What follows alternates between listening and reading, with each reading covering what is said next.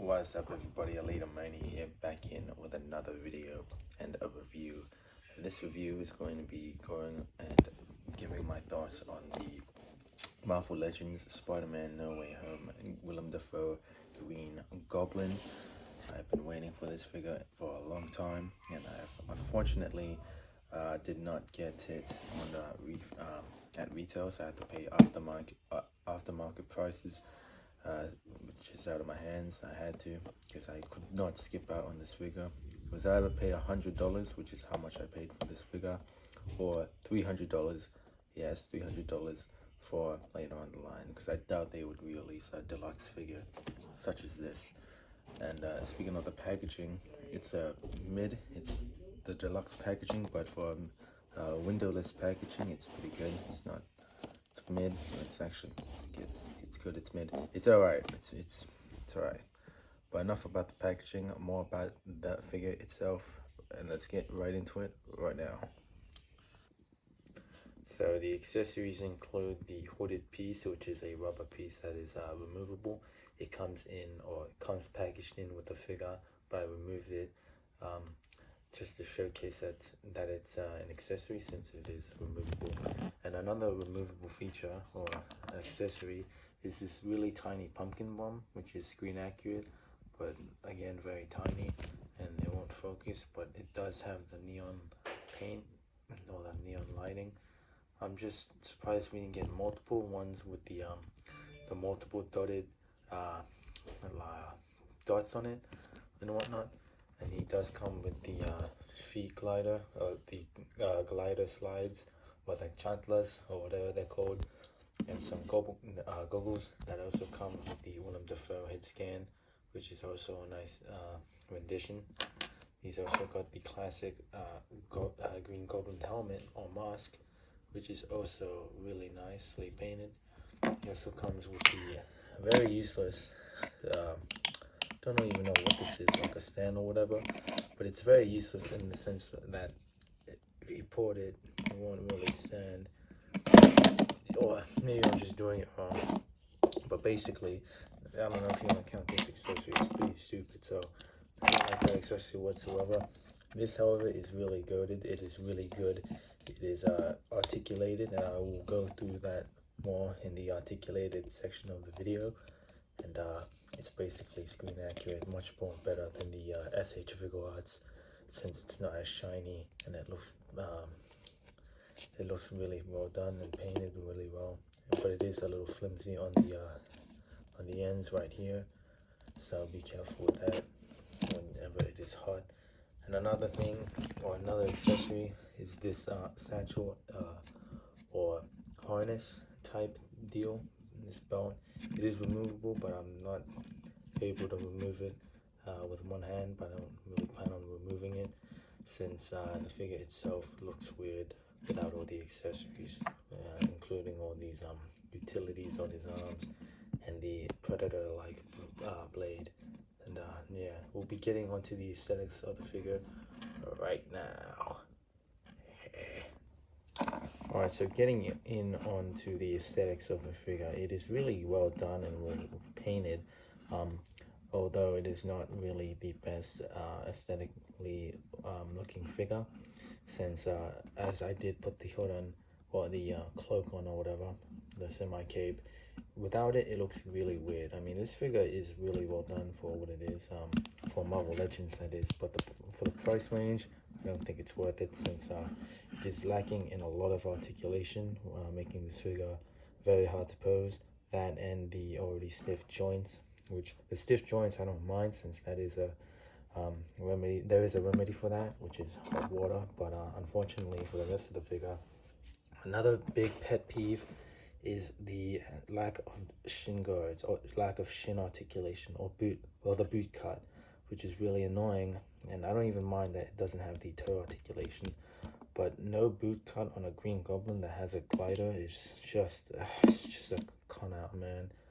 It's just a way to con out your people on, like, to skip out on basic articulation.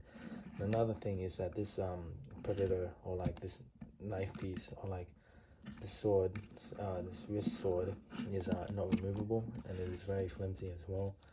So if it does get warped, or if it's like a hot weather, if you're in a hot area, I would not recommend leaving this figure out in the open, as this could easily warp.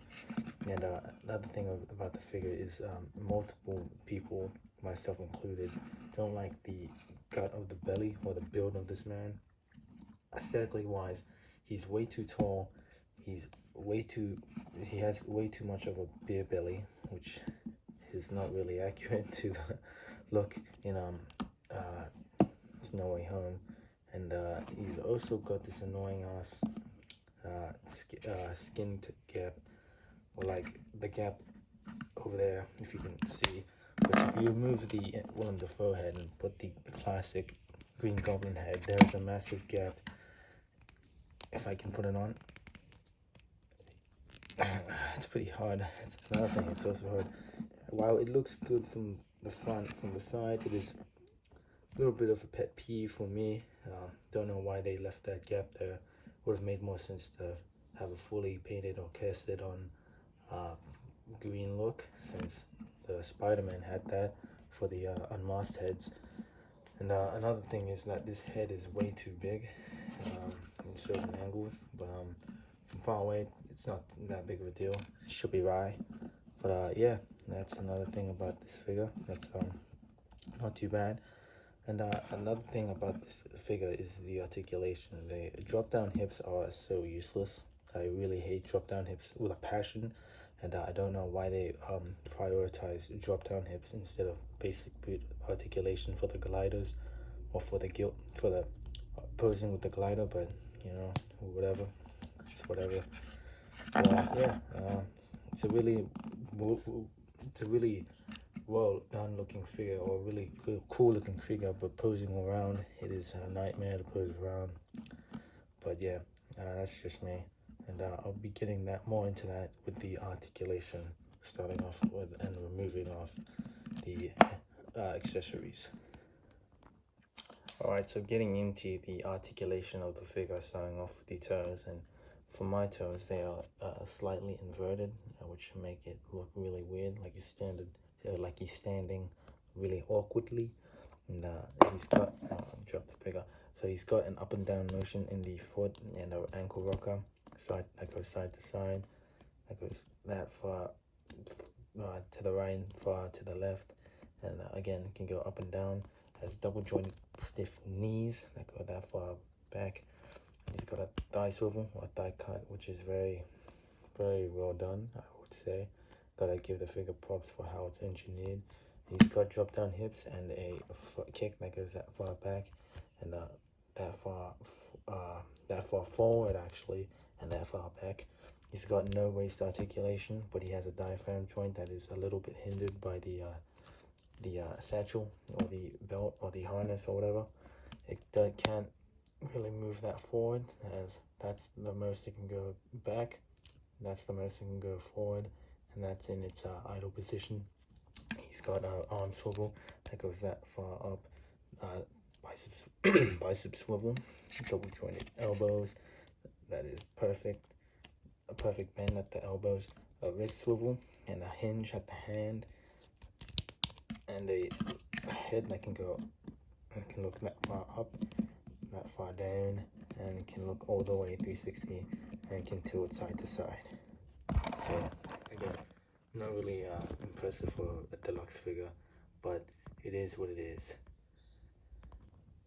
Alright, so getting into the articulation of the figure, I won't be going over the articulation of the figure with the Green Goblin on it, or with the figure on it. And another thing, I don't know if this counts as articulation. No, it does count as articulation, what I'm on about. Basically, yeah, it's got a swivel with the sliders here, or with the flip-flops, or the metal flip-flop things that do pop off easily if you swing it around too much, and can tilt like so. Not that the figure has, not that it helps with the figure in posing. He's also got a hinge. It's got a hinge that goes that far down and that far up. Not that much range, and can go up and down like so, and it's really tight on mine. I hope I didn't snap anything, but basically that's how down, or how much forward, or how low it can really sit, like so. And the most it can go up. It can't really go up because it will be uneven, but yeah, it's pretty much the gist of the figure. The articulation on the glider. Still a nice looking piece though, but it is really flimsy. Like, it's already starting to get loose on my one. So yeah, good articulation, a good looking glider, but mid articulation. Alright, so getting into the comparisons, we're going to be starting him off, or comparing him first with the Spider-Man No Way Home Tobey Maguire 3-pack figure, the unmasked or the re-released Spider-Man Wave, No Way Home Wave, Tobey Maguire, the Friendly Neighborhood Spider-Man. We got the civilian Peter Parker, or the Tom Holland Peter Parker in his civilian attire. And here he is with the integrated suit of the Tom Holland Spider-Man. And the final swing suit, Tom Holland Spider-Man. Here he is with the Topher Grace Venom, or the Spider-Man 3 Venom from the Sam Raimi trilogy.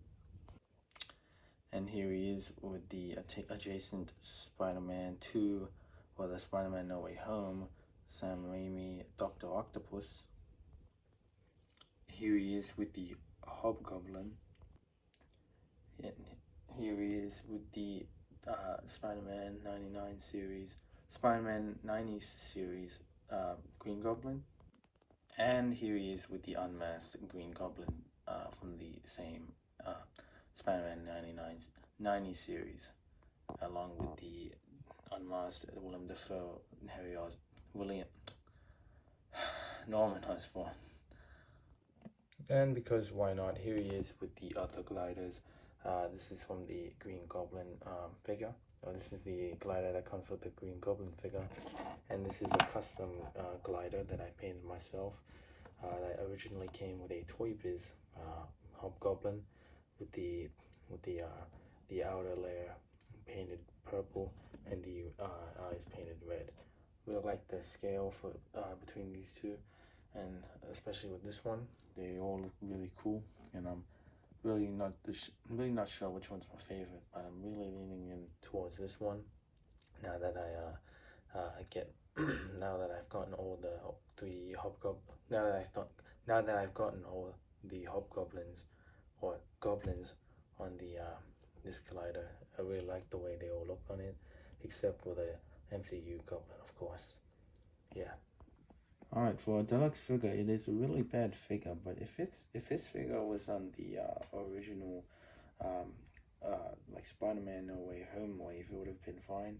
Obviously, we wouldn't get the glider and an interchangeable head.